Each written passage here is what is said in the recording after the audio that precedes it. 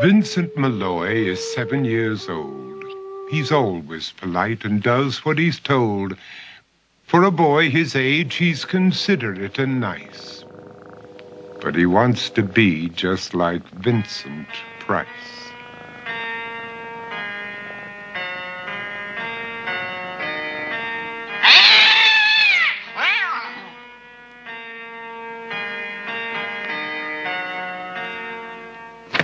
He doesn't mind living with his sister, dog, and cats, though he'd rather share a home with spiders and bats.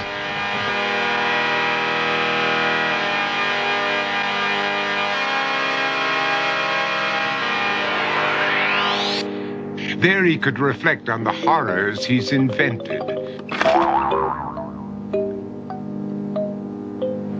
and wander dark hallways alone and tormented.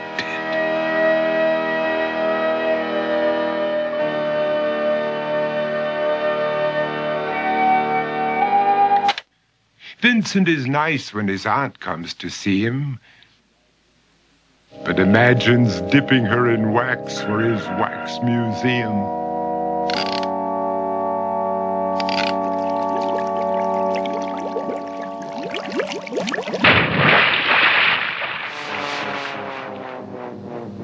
He likes to experiment on his dog, Abercrombie, in the hopes of creating a horrible zombie. So he and his horrible zombie dog could go searching for victims in the London fog. His thoughts, though, aren't only of ghoulish crime. He likes to paint and read to pass some of the time. While other kids read books like Go, Jane, Go, Vincent's favorite author is Edgar Allan Poe. One night, while reading a gruesome tale, he read a passage that made him turn pale. Such horrible news he could not survive, for his beautiful wife had been buried alive.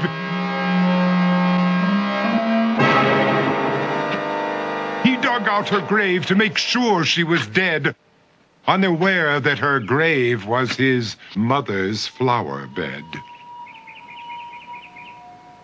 His mother sent Vincent off to his room. He knew he'd been banished to the Tower of Doom, where he was sentenced to spend the rest of his life alone with the portrait of his beautiful wife. While alone and insane, encased in his tomb, Vincent's mother burst suddenly into the room. She said, "If you want to, you can go out and play. It's sunny outside and a beautiful day."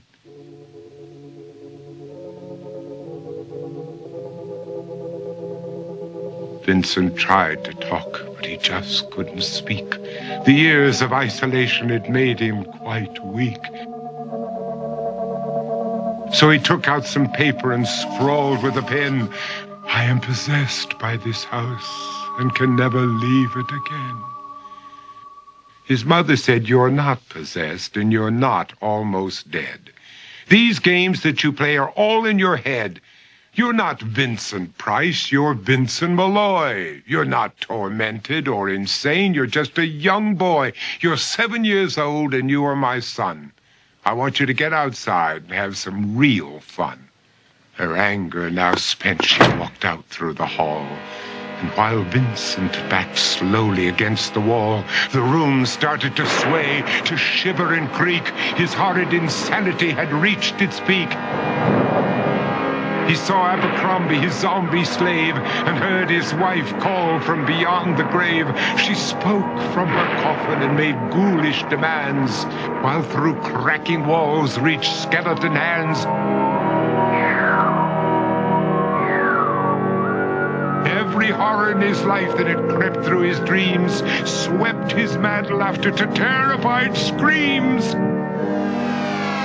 To escape the madness, he reached for the door, but fell limp and lifeless down on the floor.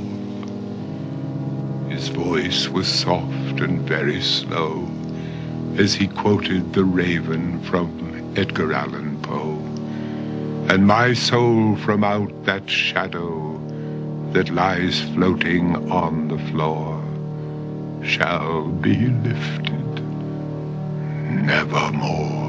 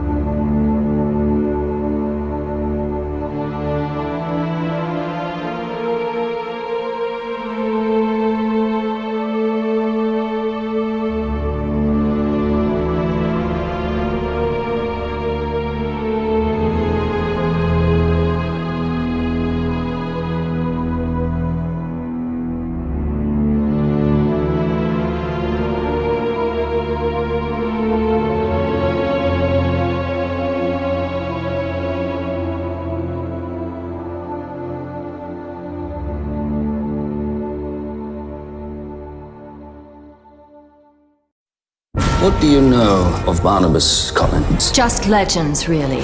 2 centuries ago, a witch turned him into a vampire and locked him away. See you in a couple centuries. Madam, I am Barnabas Collins. Are you stoned? They tried stoning me. It did not work.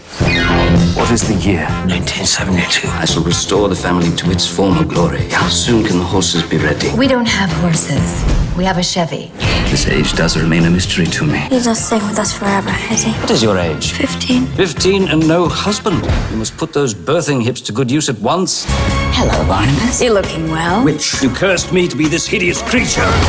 Get over it. You may place your lips upon my posterior and kiss it repeatedly.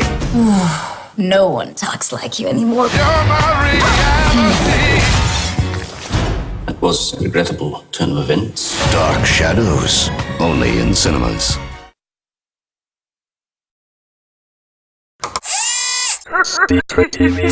I'm Glenn Lowry, director of the Museum of Modern Art, and of course was part of the team that oversaw first the decision to do Tim Burton and then worked with the curators to make sure we had an extraordinary exhibition. Tim Burton's one of those exhibitions that allows you literally to see into the mind of the artist. It's as if he opened up his brain and let you explore all the ideas and thoughts that are rattling around in there. Yeah, I'm the chief curator of the Department of Film at MoMA. So it premiered in New York last fall. It ran for 5 months there, and Melbourne is the first international tour date.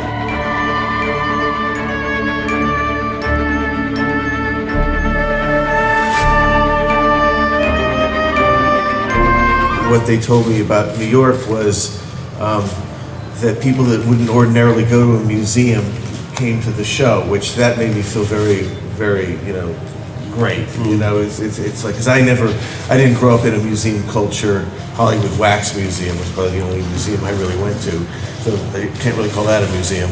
But that's what I love about this place too, the sort of interactive nature of things. It just is much more inviting and exciting. It's not so standoffish as the sort of museum experience. It's sort of much more draws you in, which I really, really appreciate. It's a bigger space here, but it still feels intimate. It still, has the chaos of my mind in a way.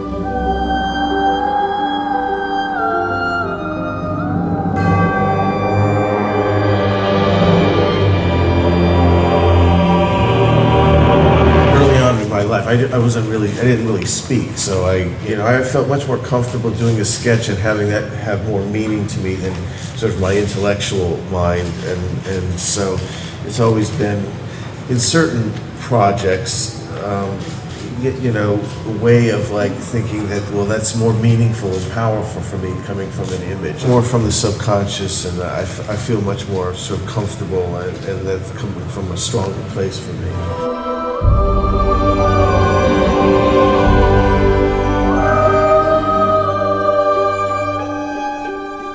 A lot of times you forget that it's not just the commercial product that's in his brain, that he really does have a vision that extends beyond what we see on screen, and that's where some of his sketches really, I think, kind of give you a little insight about what's really going through his head. It's always a struggle to make a film. I realized early on, when you make a successful film, you think, oh, well, then you have the opportunity to do whatever you want to do. And I remember after doing Batman, I thought, well, that was a success. But then after that, trying to get Edward Scissorhands done was very difficult. Nobody wanted to do that. I have that even now, so it's a process that always kind of keeps you slightly humble. It's like it's never kind of a blank check and never an open book that way.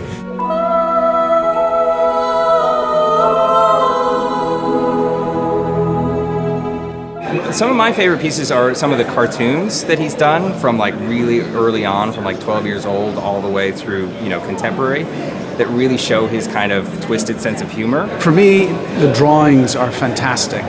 There are literally hundreds of them, but there's also the opportunity to literally work through the process by which some of his most iconic films were made. So it's a kind of exhibition that you can look at endlessly and constantly discover new things.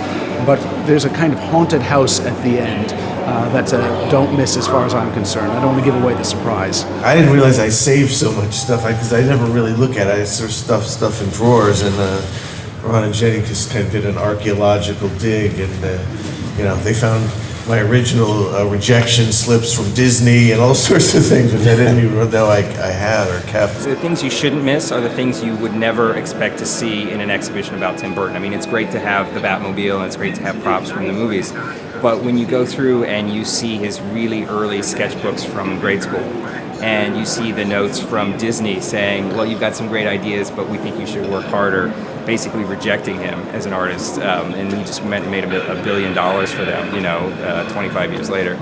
Hansel and Gretel, a TV version of the fairy tale that he made for the Disney Channel that aired exactly once because it was way too creepy. I mean, this is the kind of stuff that you'll never be able to see again, probably, because it's really Tim's personal material. So that's what I would look out for.